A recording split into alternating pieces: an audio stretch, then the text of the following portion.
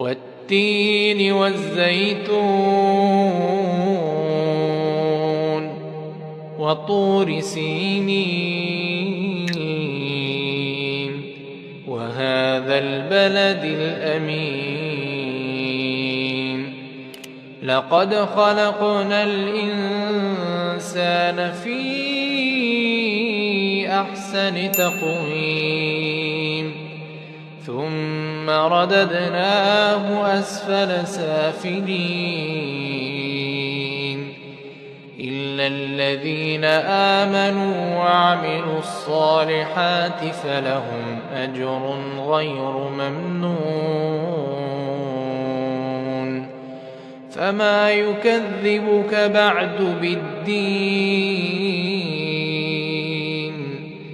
أليس الله بأحكم الحاكمين